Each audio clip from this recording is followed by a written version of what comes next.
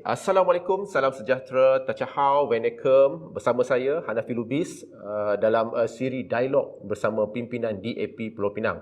Dan malam ini saya bersama seorang tokoh yang memperjuangkan hak-hak dan juga suara golongan marginal.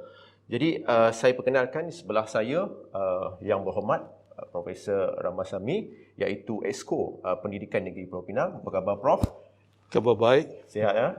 Sihat. Sihat. Okey Prof, sebelum saya terus kepada soalan berkaitan dengan isu-isu seputar bidang-bidang tugas Prof di sini, saya elok saya bertanyalah tentang pengalaman Prof sewaktu Prof kecil dahulu. Saya difahamkan Prof membesar di negeri Perak dan waktu itu kehidupan Prof sangat sederhana.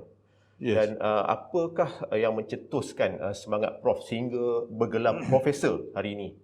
Dan dalam masa yang sama, Prof juga terlibat dalam, aktiflah dalam bidang politik, Prof. Okey, terima kasih Hanafi. Terima kasih atas undangan pada malam ini. Ucapkan selamat malam.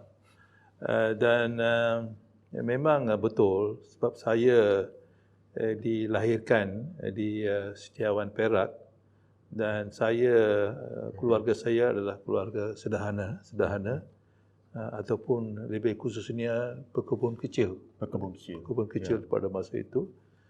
Saya dapat pendidikan awal di sekolah ACS Setiawan Perak.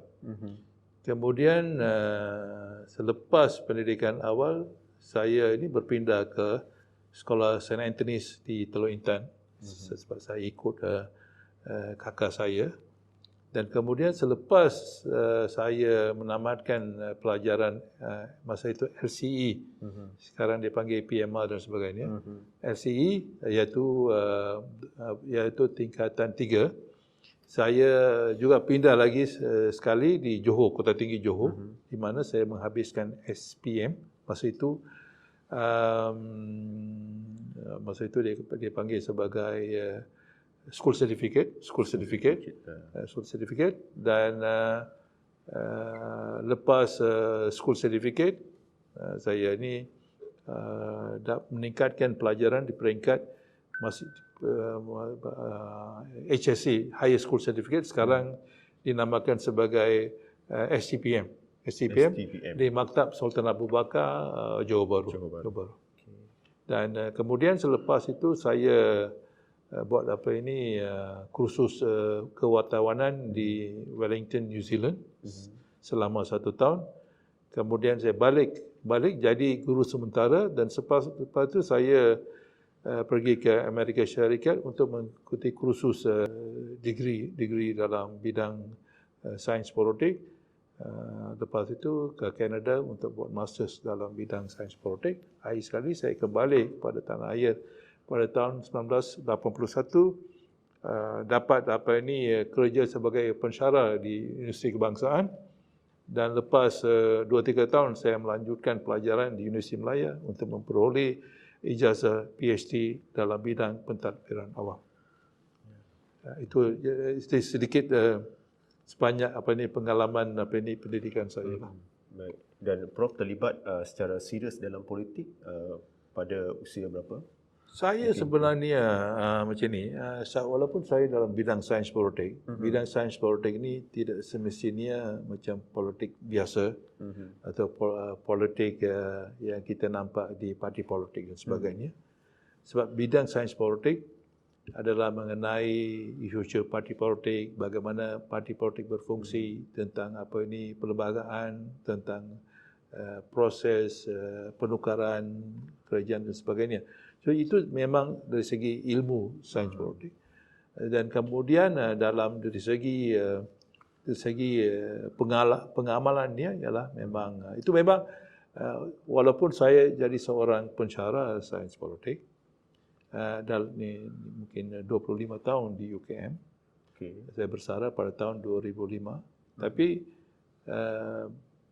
penglibatan saya dalam pengajaran sains politik kepada pelajar-pelajar ini tidak sama seperti perjuangan politik oleh parti-parti politik, DAP, Pakatan Harapan dan sebagainya. So jadi walaupun ada kaitan, bukan tak ada kaitan, tapi ini dua bidang ini yang berbeza. Tapi minat saya tentang politik ini, walaupun saya jadi pensyarah, tapi saya memang minat tentang isu perubahan, tentang politik Malaysia sebenarnya, tentang parti politik, tentang kepimpinan semua ini, memang itu minat saya walaupun saya dalam bidang akademik. Okay.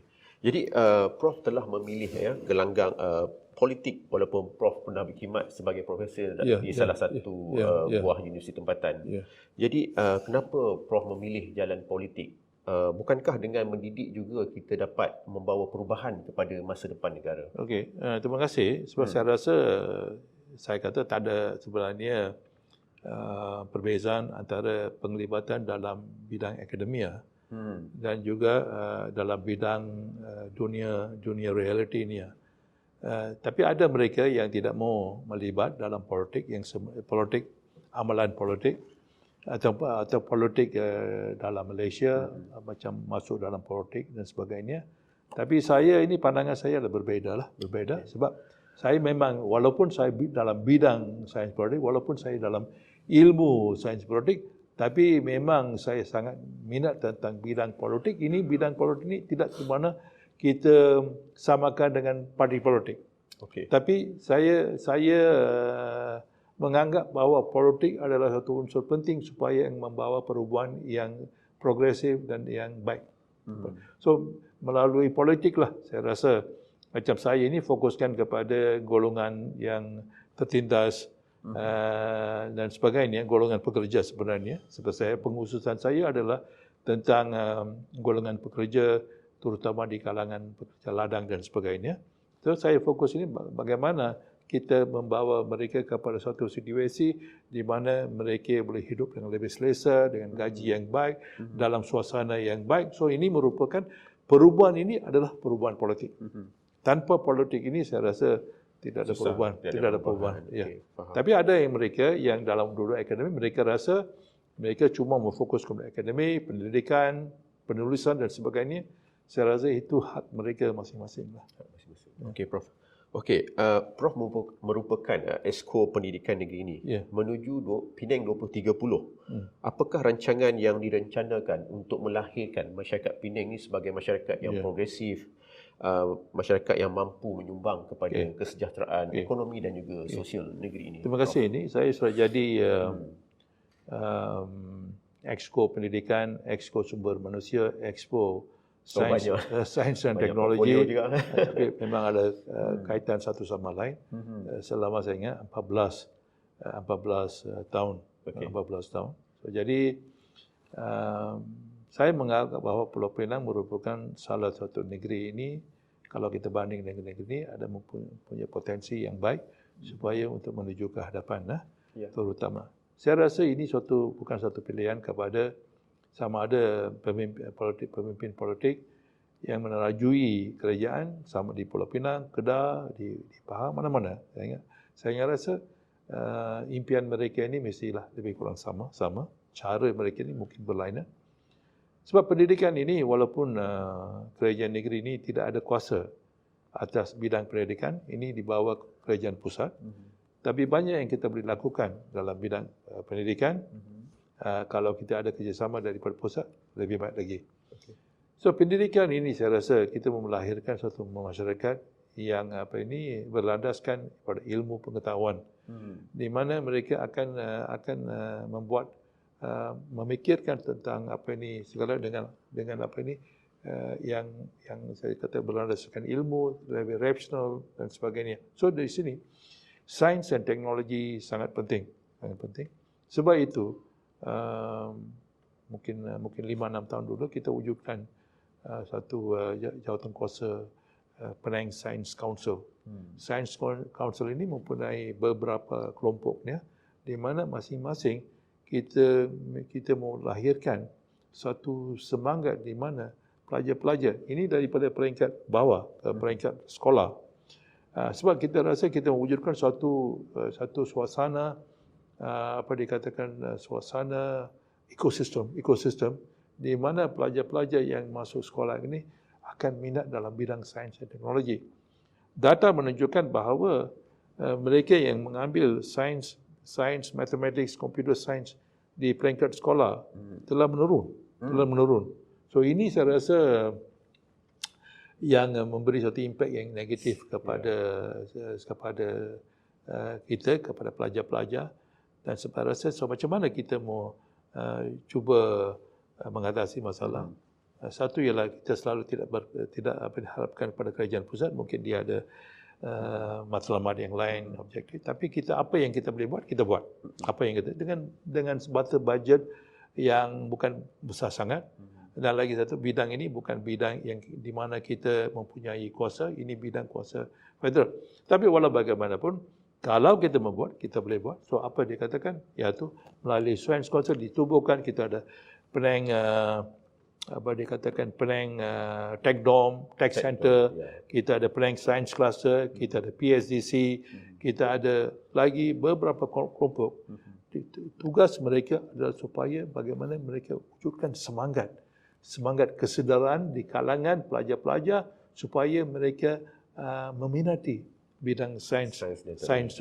So dari segi itu kita buat apakah model kita, sebab kita rasa kita tidak ada isu finance, kewangan ini yang begitu banyak. Maka di sini kita mempopularkan model public-private partnership supaya kita bagi kepimpinan, tapi kita juga minta pihak multinasional supaya menjayakan program masing-masing melalui sokongan moral, sokongan finance dan sebagainya. So maka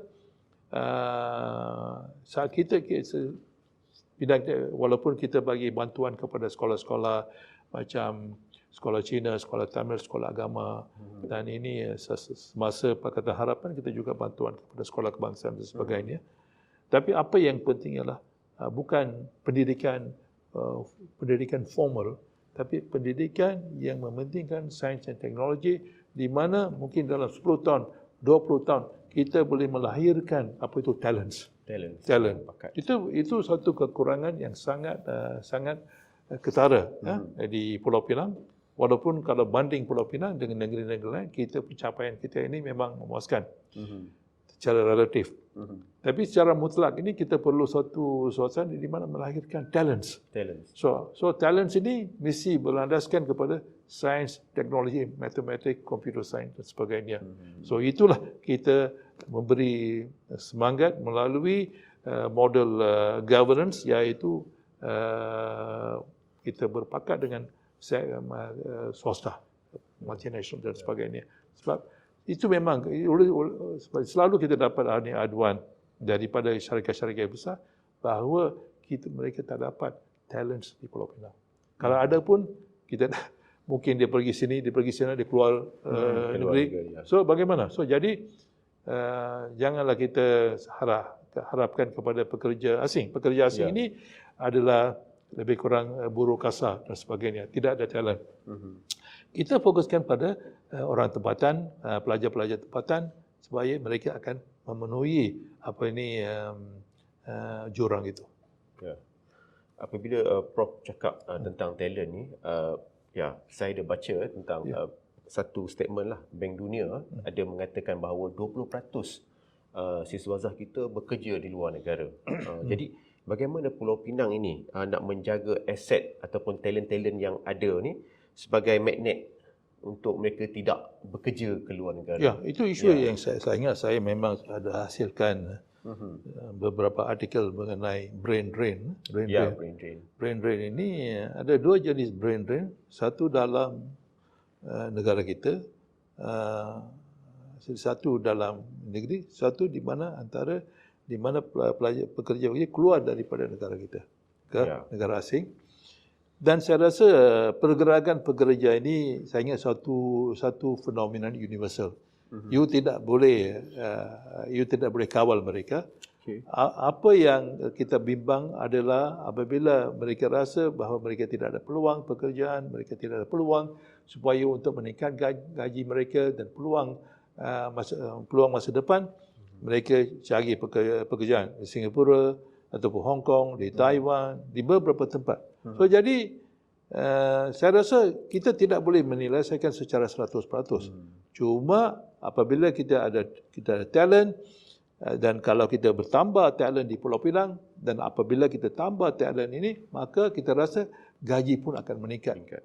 So maka cara itu kita boleh kawal mungkin sedikit sebanyak pergerakan pekerja ke luar dan ataupun brain drain yang disebutkan. Ya. Baik, jika kita lihat di Pulau Pinang ni, Prof banyak membantu agensi dan juga NGO Tamil di Pulau Pinang. Dan Prof diangkat sebagai hero dalam memperjuangkan hak dan komuniti kaum India di sini, terutamanya golongan muda. Jadi pada pendapat Prof ni, adakah masih ramai lagi masyarakat India yang perlu dibantu, terutama dari segi pendidikan, Prof? Ya, terima kasih. Isu ni masyarakat India ni adalah satu isu di peringkat nasional. So apa yang kita dapat di Pulau Pinang ini cuma mencerminkan isu kedudukan mereka di peringkat nasional. Saya tidak tahu mereka anggap saya sebagai hero atau tak ada. Saya seorang yang mungkin rasa kita mau meningkatkan semua masyarakat, sama ada itu masyarakat Melayu, Cina, India. So, apabila saya seorang pemimpin India, maka biasalah dalam politik Malaysia ni mereka datang jumpa you. Mereka rasa macam sebab kita sudah ada peluang dengan Barisan Nasional, maka kelompok-kelompok ini ikut masing-masing pemimpin mereka, etnik mereka. So walaupun kita ni Pakatan Harapan, walaupun kita ni cara politik kita, cara perwakilan kita ada berbeza, tapi amalan lama ini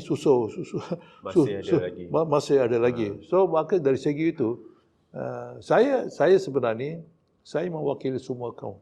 Dalam DAP ini, Pakatan Harapan, kita mewakili semua kaum. Semua kita membantu. Tapi apabila kita nampak bahawa ada masyarakat yang perlu dibantu lebih, supaya mereka dapat menaikkan status mereka sama dengan masyarakat macam lain, saya rasa itu perlu dibuat. Macam kita ambil kes macam orang asli di Malaysia dan sebagainya. So, maka bila kita nampak orang Tamil atau orang India, maka mereka rasa masyarakat di kedudukan Malaysia ini masih tertinggal. Maka saya rasa itu tidak salah, kita bantu mereka yang perlu dibantukan.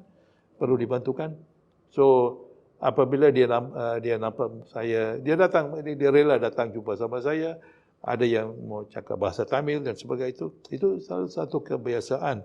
So kita jangan membesar-besarkan isu ini sebagai satu ciri perkauman atau tidak. Sebab kita mau tolong mana-mana. Sebab saya punya ni konstitusi pun ada juga Melayu yang datang, Cina yang datang, India yang datang. So pendekatan saya ini tidak lari daripada pendekatan Pakatan Harapan. Pendekatan DAP lebih pada multiracial supaya kita layan semua masyarakat. Secara adil. Tapi apabila kita nampak bahawa satu masyarakat ini mungkin perlu bantuan, maka kita perlu bantu. So jadi janganlah kita jadi buta kepada realiti ini. So jadi segi itu memang kita bantu. Walaupun saya di Pulau Pinang, mungkin saya tidak boleh bantu kepada masyarakat India atau lain di negeri-negeri lain. Tapi kita sedaya upaya kita buat apa yang diperlukan. Okey. Baik. Prof, sikit soalan berkenaan politik kampus. Mungkin Prof boleh kongsikan tentang gerakan mahasiswa dan sejauh mana politik kampus ini berjaya membentuk pemimpin masa depan. Okey, terima kasih. Politik kampus ini kita di Malaysia ni ada sejarah politik kampus, sejarah perjuangan mahasiswa. Tapi kalau kita banding dengan perjuangan masyarakat siswaza di 60-an, 70-an, 80-an, kita nampak ini mungkin saya rasa seperti macam dulu. Dulu kita nampak ini pelajar-pelajar akan berbangkit untuk mempersoalkan dasar-dasar politik, dasar-dasar sosial seperti 74 di mana saudara Anwar Ibrahim sendiri terlibat dalam protes di Baling. Tapi semasa saya duduk bekerja di UKM 25 tahun. Tapi semasa saya tidak adalah yang protes yang menonjol. Di mana protes ini ada kaitan dengan masalah masyarakat di luar.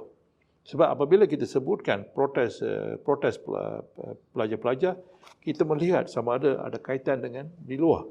Dia tidak boleh buat protes atas perkara-perkara yang remeh ataupun kedudukan mereka dan sebagainya. Tapi saya menampak bahawa pelajar-pelajar ini ada potensi, ada kemampuan supaya mereka boleh mengubah. Tapi malangnya ini universiti ini ialah terkawal oleh pentadbiran. Ada juga akta-akta yang tertentu. Aku misalnya. Aku dan sebagainya. So jadi kita nampaknya lama-kelamaan perjuangan penglibatan pelajar-pelajar ini telah terkawal.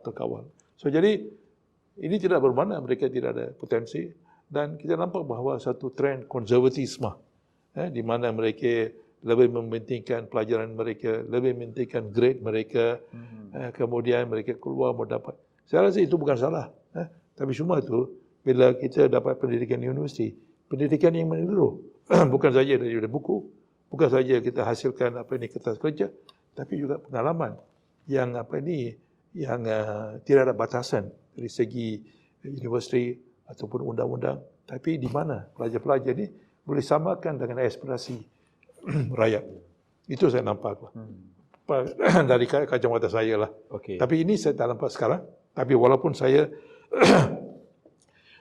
saya bersara pada tahun 2005, sekarang berapa tahun? Saya ingat ada mungkin lebih 15-16 tahun. So, jadi saya nampak masa itu pun memang konservatif. Apa yang malangnya kita nampak bahawa politik di universiti dapat dikongkong oleh parti politik perkauman dan sebagainya.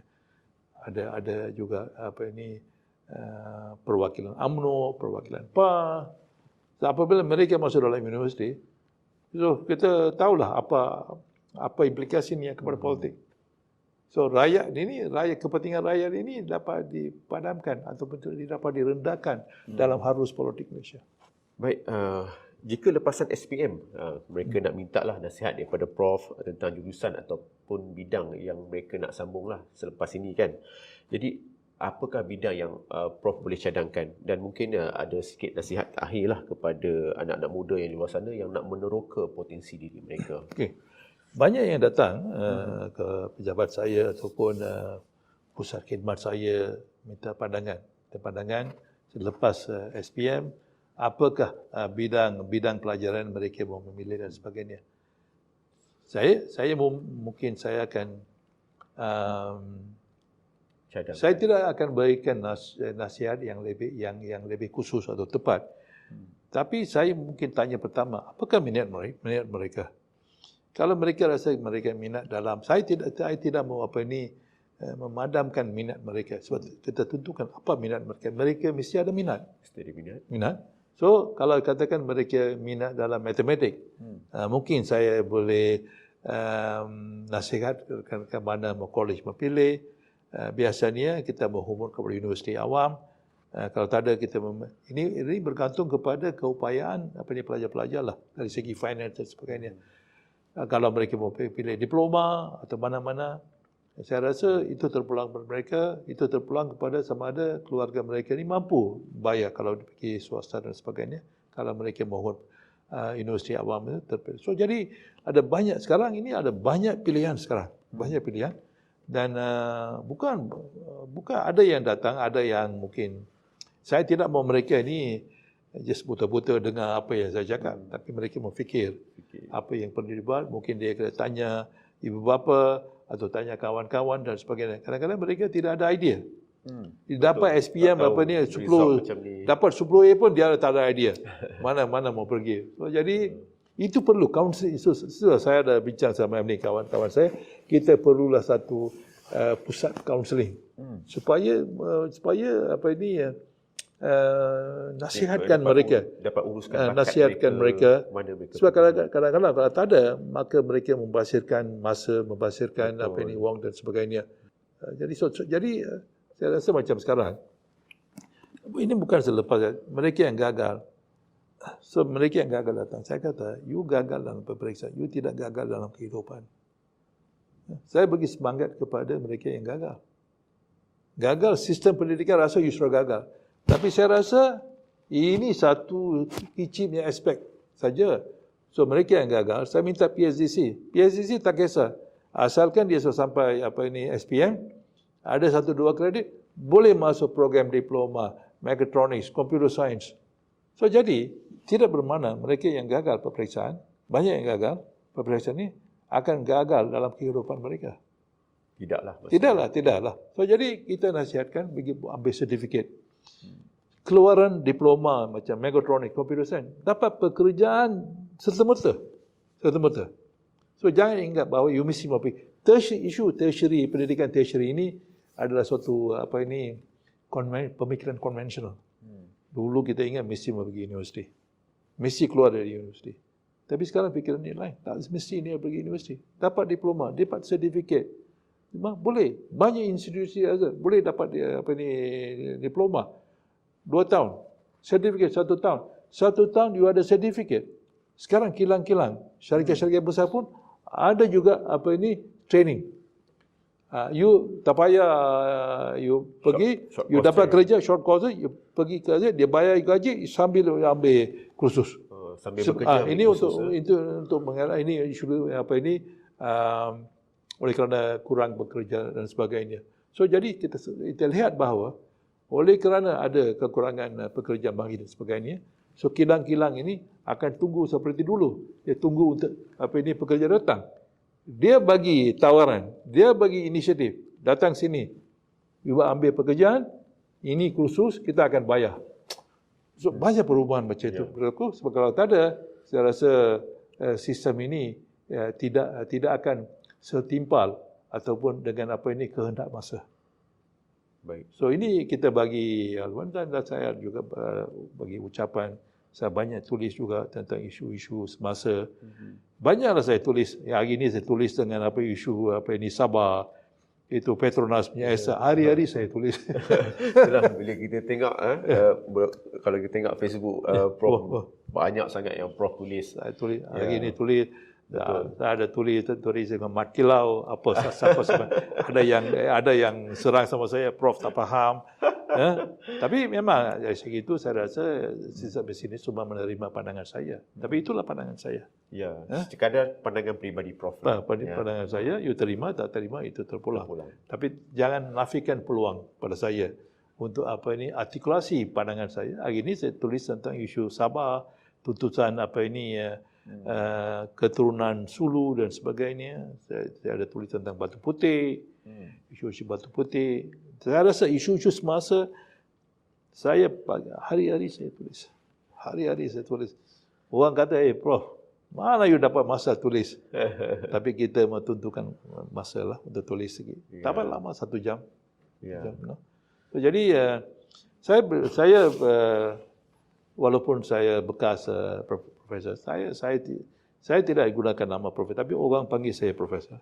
Sebab dia kata sekali profesor selamanya. Profesor.